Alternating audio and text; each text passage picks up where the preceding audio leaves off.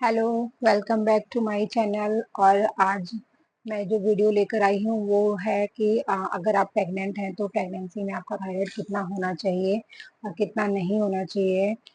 इसके क्या फायदे क्या नुकसान हो सकते हैं, ये सभी बातें हम इस वीडियो में करेंगे। और मेरा लास्ट मंथ में कितना थायराइड आया है मैं ये भी आपको इस वीडियो में आगे ज़रूर बताऊंगी। और जो क्योंकि अक्टूबर चल रहा है और अक्टूबर में ही मेरी ड्यू डेट है, 9 अक्टूबर की मेरी ड्यू डेट है। इससे पहले मेरा थायराइड टेस्ट हुआ है, तो उसमें मेरा कितना थायराइड है मैं ये भी आपको इस वीडियो में बताऊंगी। तो वीडियो में बने रहिएगा। तो चलिए करते हैं शुरुआत वीडियो की।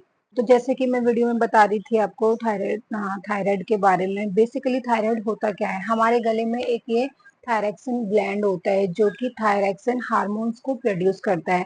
तो जब ये थोड़ा सा इम्बैलेंस होता है या तो बहुत अधिक मात्रा में थायरॉक्सिन हार्मोन जो है बढ़ते हैं, मतलब प्रोड्यूस करता है, या फिर बहुत कम मात्रा में करता है।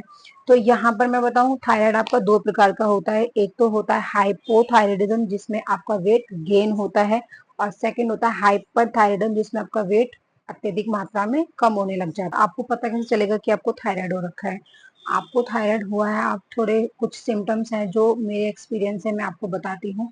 देखो, जब आपको थायराइड अगर हुआ है तो आपको ऐसा लगेगा, मतलब बिना रीजन के आपको बहुत थकान थकान फील होती है। मतलब बाल अननेसेसरी आपके बाल झड़ने लग जाते हैं, ठीक है। आपको हैवीपन बहुत ज्यादा फील होता है, नींद मतलब आप प्रॉपर सो नहीं पाते हो, स्ट्रेस लेवल बहुत ज्यादा बढ़ जाता है। तो ये कुछ सिम्टम्स ये तो जो मेरे साथ भी हो रहे थे, और अभी भी मतलब जैसे थोड़े से दवाई कम हो जाती है। कम इन द सेंस कि मतलब स्ट्रेस लेवल कभी कभार होता है, डेली रूटीन में बढ़ ही जाता है, तो थोड़ा सा मेरा जो थायराइड बढ़ता है या घटता है तो उससे मुझे पता लग जाता है कि मेरा जो थायराइड है वो थोड़ा सा इम्बैलेंस अब हो चुका है। तो कुछ सिम्टम्स ये वाले मेरे साथ होते हैं कि मतलब ऑल टाइम ना ऐसे लेजीनेस सा लगने लग जाता है, नींद प्रॉपर नहीं आती है, पैरों में थकान, ऐसे ऑल टाइम थकान थकान सी लगती है। तो ये कुछ और हाँ, किसी किसी को पता है क्या होता है कि हम मतलब पेट से थोड़ी सी गड़बड़ी, कब्जी टाइप की कुछ हो जाती है, और जी मितलाना कुछ टाइप, ये कुछ सिम्टम्स होते हैं जो जिससे हम पता लगा सकते हैं कि हमें थायराइड हुआ है। तो अगर आपको कुछ ऐसे सिम्टम्स दिखाई देते हैं अपने साथ, किसी के यहाँ पे ना आंखों के यहाँ पे बहुत डार्क, मेरे भी हो जाते हैं, देखो अभी भी आपको हल्के दिख रहे होंगे, वैसे तो फिर ये प्रेगनेंसी की वजह से भी हो सकते हैं, बट नॉर्मल डेज में भी मेरे ना डार्क सर्कल बहुत ज्यादा रहते हैं आंखों के नीचे। और कभी कभी किसी को थोड़ा ब्लर दिखने लग जाता है। मेरे साथ ब्लर दिखने वाली ऐसी प्रॉब्लम है नहीं, बट हाँ किसी किसी को होता है। तो ये कुछ सिम्टम्स अगर आपको नजर आते हैं अपनी बॉडी में तो आप प्लीज एक बार जरूर अपना TSH लेवल जो है वो चेक करवाएं। और आपको ये कैसे पता लगेगा कि आपको हाइपोथायराइडिज्म है या हाइपर थायराइडिज्म है? मीन्स आपको मोटे होने वाला थायराइड है, आपका ना अननेसेसरी वेट गेन होने लग जाएगा, तो आपको पता चलना चाहिए इस चीज से कि आपको हाइपोथायराइडिज्म है, यानी कि मोटे होने वाला, आपका वजन बढ़ने वाला थायराइड आपको हो गया है। तो जो मेरे को है थायराइड, जिससे मैं परेशान हूँ जिस थायराइड से, वो मेरे को है हाइपोथायराइडिज्म, यानी कि मेरा जो वेट है ना वो बढ़ने वाला है। और एक होता है हाइपर थायराइडिज्म जिसमें वेट कम होता है, तो मेरे को हाइपोथायराइडिज्म हो रखा है। और यहाँ पे most important thing is that कि प्रेगनेंसी में आपका थायराइड जो है वो लेवल में क्यों क्यों होना चाहिए, मतलब इतना ज्यादा हम उसको इम्पोर्टेंस क्यों देते हैं? उसका रीजन ये है कि थायराइड होने से आपके बेबी के डेवलपमेंट पे डेफिनेटली इफेक्ट पड़ता है। Yes, exactly. अगर आपको थायराइड है तो आपका उसका जो है मेडिसिन वगैरह आपको चलानी पड़ेगी। इससे बेबी के डेवलपमेंट पे, ब्रेन डेवलपमेंट पे, नर्वस सिस्टम पे इफेक्ट पड़ता है। इसीलिए हमारे थायराइड का सही मात्रा में होना बहुत जरूरी हो जाता है। बेशक आप अपने लिए जब आप करते हो तो एक बार को उसको इग्नोर कर सकते हो, अगर आप प्रेगनेंसी में हो तो आपको थायराइड जो है वो अपना लेवल में रखना ही होगा। तो इसीलिए हमें अपने थायराइड लेवल को जांच करवाते रहना चाहिए प्रेगनेंसी के टाइम पर, कि हमारा थायराइड बढ़ा तो नहीं है, ज्यादा तो नहीं है, कम तो नहीं है। तो जो इसमें है बेबी के हमारे विकास में, मतलब बेबी के डेवलपमेंट में कोई इफेक्ट ना आए। कोई देखो, कोई माँ नहीं चाहेगी उसके बच्चे पे थायराइड का कोई भी असर पड़े, उसकी बीमारी का उसके बच्चे पे इफेक्ट पड़े।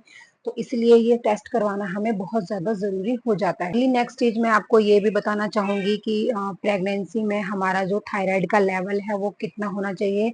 तो according to doctor and according to doctors report, thyroid वाली जो रिपोर्ट्स होती हैं उनमें यही बताते हैं, डॉक्टर भी यही बताते हैं कि जो फर्स्ट ट्राइमेस्टर है, यानी कि पहले महीने से लेके तीसरे महीने तक आपका जो थायराइड है वो 0 पॉइंट से लेके 2.5 हो सकता है, ठीक है।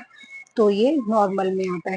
और आपका सेकेंड ट्राइमेस्टर यानी कि आपका 4, 5 और 6 मंथ यानी कि इन 3 महीनों में आपका जो थायराइड है वो आपका 0.2 से लेके आपका हो सकता है 3 पॉइंट तक हो सकता है, तो ये आपका नॉर्मल में आता है।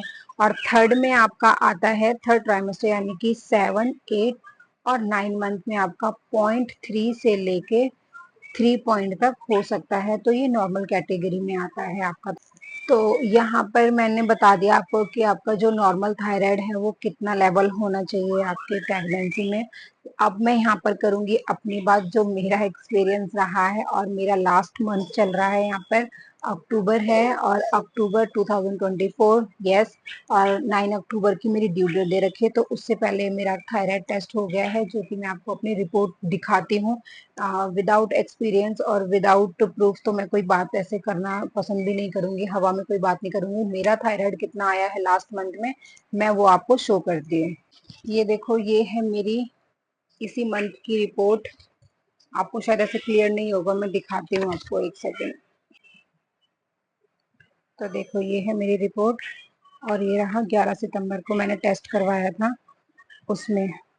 तो मेरा जो थायराइड आया है वो देखो कितना आया है, 4.3 समथिंग, ठीक है। तो जैसे कि आपने मेरी रिपोर्ट देख ली है, और देखो यहाँ पे रिपोर्ट में भी मेंशन है कि आपका फर्स्ट ट्राइमेस्टर में और सेकंड ट्राइमेस्टर में कितना थायराइड होना चाहिए। अगर आपको ये विजिबल होगा तो देखो, इनमें भी पॉइंट्स लिखे होते हैं, आप चेक कर सकते हो, है ना। तो मेरा जो लास्ट मंथ में आया है वो आया है 4.3। तो एक लेवल मतलब 1 पॉइंट मेरा बढ़ा हुआ है। तो बाकी मैंने डॉक्टर्स को ये रिपोर्ट दिखा दी है अपनी, और उन्होंने मुझसे पूछा कि आप कितने एमजी की दवाई ले रहे हो, तो 100 mg की मैं दवाई ले रही हूँ। बोला ठीक है, इट्स नॉट बिग प्रॉब्लम, हो जाएगा सब ठीक से। तो ये था कुछ मेरा एक्सपीरियंस जो मेरा थायराइड आया है। अब बाकी देखते हैं, 9 अक्टूबर की मेरी ड्यू डेट है, तो उसमें डॉक्टर क्या बोलते हैं, वो मुझे एडमिट करते हैं या नहीं करते हैं, या आगे पोस्टपोन, तो 2 दिन एक्स्ट्रा टाइम लेते हैं। तो वो जैसे भी जो भी कंडीशन होगी वो मैं आपको अगली वीडियो में बताऊंगी। और यहाँ पर देखो, सारी प्रॉब्लम्स का हो गया, हमें पता लग गया कैसे क्या है, कितना होना चाहिए, कितना नहीं होना चाहिए, और कैसे पता लगता है कि हमें थायराइड है या नहीं है, प्रेगनेंसी लेवल हमारे कितना थायराइड होना चाहिए, ठीक है। और इसके अलावा हम बात करते हैं कि हम कुछ जो है अपने हाथ में कुछ चीजें हैं, तो उनको हम करके तो थोड़ा मेडिसिन तो देखो चलेगी चलेगी, रेगुलर आपको अपनी मेडिसिन चलानी पड़ेगी अपने डॉक्टर के अकॉर्डिंग, जितनी एमजी की वो आपको बोलते हैं तो उतनी एमजी की आप अपनी मेडिसिन चलाओ। और प्रेगनेंसी में प्लीज टीएसएच यानी कि थायराइड वाला जो टेस्ट होता है वो जरूर करवाना। प्रेगनेंसी में तो आपको हर मंथ मतलब करवा सकते हो टेस्ट, जो है कि हमारा थायराइड जो लेवल है वो कितना बढ़ रहा है या घट रहा है। तो इससे आपको मतलब यही रहेगा, थोड़ा टेंशन फ्री रहोगे आप। नहीं तो आप दूसरे या 1.5-2 महीने में भी ये करवा सकते हो ड्यूरिंग प्रेगनेंसी। उसके अकॉर्डिंग आपके डॉक्टर आपकी मेडिसिन चला देंगे, तो फिर मेडिसिन लेते रहो। बाकी जो कुछ चीजें हमारे हाथ में है, जैसे आप थोड़ी हल्की एक्सरसाइज कर सकते हो, या रामदेव बाबा की ना एक्सरसाइज आती है थायराइड को लेके, एक तो गर्दन वाली होती है, मतलब कुछ ऐसे ऐसे ऐसे और ऐसे ऐसे गर्दन को रोटेट करना है, वो वाली एक्सरसाइज है, ठीक है। वॉक करो, कुछ आसन देखो हल्की फुल्की, मतलब आपको आसन करने हैं जो प्रेगनेंसी में हमारे ज्यादा इफेक्ट ना करें। वॉक कर सकते हो आप, आधा घंटा सुबह वॉक करो और आधा घंटा शाम को वॉक करो। तो ये एक्सरसाइज वगैरह भी जो है ना हमारे थायराइड को बहुत हद तक कंट्रोल करती हैं, और ये आप यकीन मानो, ये मैंने चीजें करी हैं, मैं तभी आपको बता रही हूँ। तो अगर आप मेरी बात से थोड़ा बहुत भी सहमत हो तो प्लीज ये ट्राई कर लेना, ये वाली चीजें। और रही बात, आप अपने खाने पीने पर थोड़ा सा कंट्रोल करो, जंक फूड को प्लीज अवॉइड करो, बाहर की चीजें हैं थोड़ी सी अवॉइड करो, ऑयली थोड़ा सा अवॉइड करो।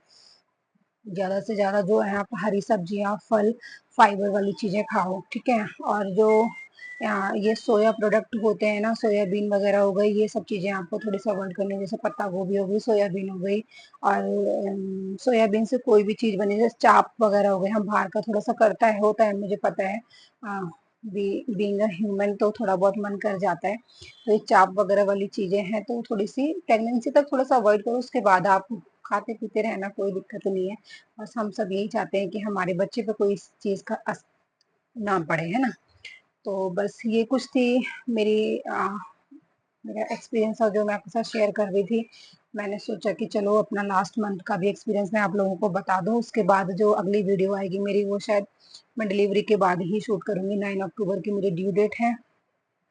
तो आप सभी लोग मेरे लिए प्रेयर करना कि सब कुछ अच्छे से हो जाए, ठीक है। उसके बाद मैं आपको बताती हूँ कि क्या रही मेरी जर्नी, डिलीवरी जर्नी क्या थी, वहाँ का कैसा क्या एक्सपीरियंस था, वो मैं सभी आपके साथ शेयर करूंगी।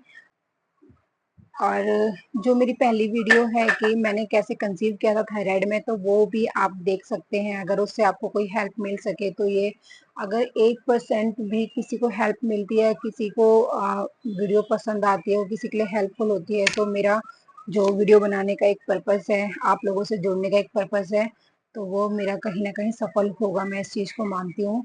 इतने ज़्यादा नॉलेज नहीं है, बट मैं अपने एक्सपीरियंस से लेकर ही, मैंने यहाँ पे पहले भी बताया कि मैं जो भी चीज़ें शेयर करूंगी ना, प्रेगनेंसी से रिलेटेड वीडियोस हैं जो भी है, तो वो मैं अपने एक्सपीरियंस से शेयर करूंगी। देखो ऐसे किसी की बात सुन के और कुछ ऐसा बोल के तो वीडियो बनाने का कोई फायदा नहीं है, क्योंकि वो तो आप कहीं से भी देख सकते हो।